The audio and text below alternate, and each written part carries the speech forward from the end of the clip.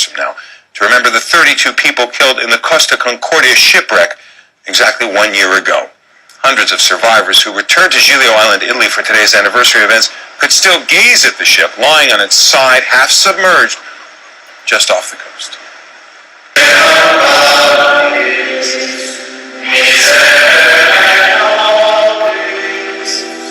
In the small church where many survivors first sought refuge that ill-fated night, a memorial service today.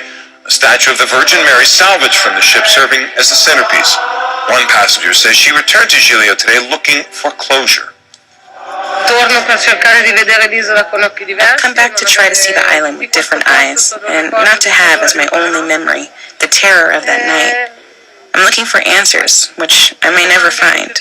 I'd like to face the captain, not to accuse him, because that's what he has to deal with those in power, but just to ask him why. Journalist Barbie Nadeau has been on Giglio Island all day reporting on the anniversary events. She joins us now on the line. The astonishing thing, 1 year after the accident, is that the ship is still there. Why is that?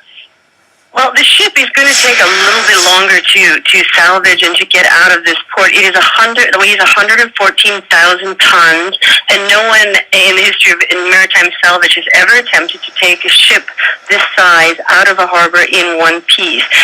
Larger ships have certainly been salvaged, but they've been cut up or blown up or in some other way destroyed. But the decision was made to take this ship out of this particular port where it's shipwrecked a year ago in one piece because of the risks to the environment. This is a very important marine area, lots of marine life below the sea level, and so they didn't want to take any risks because the ship is, of course, still full of rotting food, full of lots and lots of chemicals. It held 4,200 people, 3,200 passengers, and 1,000 crew, and it really was a floating city. And with that, it really had a lot of chemicals that are still on the ship. The petrol has been drained off of it by now, but there still are a lot of dangerous chemicals, and the rotting food that's still in the food storage freezers and things like that were for that, for a 10-day trip for that many people still is inside the ship. So it's still sitting on its side, rusting and rotting and sinking a little bit. It's flanked by huge barges with cranes, one floating dormitory for 420 people who work round the clock on the salvage operation, really working as fast as they can to try to get the ship out of here as quickly as they can and sort of return Giglio back to its 900 residents who very desperately don't want to look at this ship every time they look out at the horizon. Okay, so the salvage operation dragging on longer than anyone might have imagined. Justice has been moving just as slowly, it would seem. Correct me if I'm wrong. The captain is in trouble, but he still hasn't been charged 1 year later.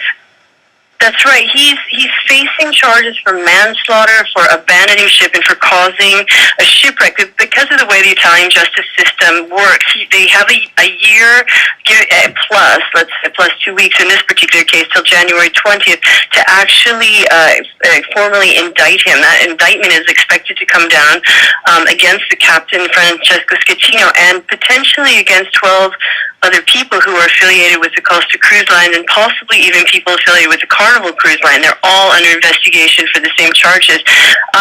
We do expect that indictment to come down, and then a trial expected to begin sometime in the spring and summer. And we really don't know what that's going to look like because there are, several 4,000 people at least who are plaintiffs, who are injured parties in a trial like that. So we aren't really sure how that's going to play out, but certainly there should be an indictment. The deadline is January 20th. Of course, they could ask for an extension, but we were assuming something's going to happen by the end of the month. Jonathan. Barbie Nadeau, live for us on Giglio Island. Thanks very much.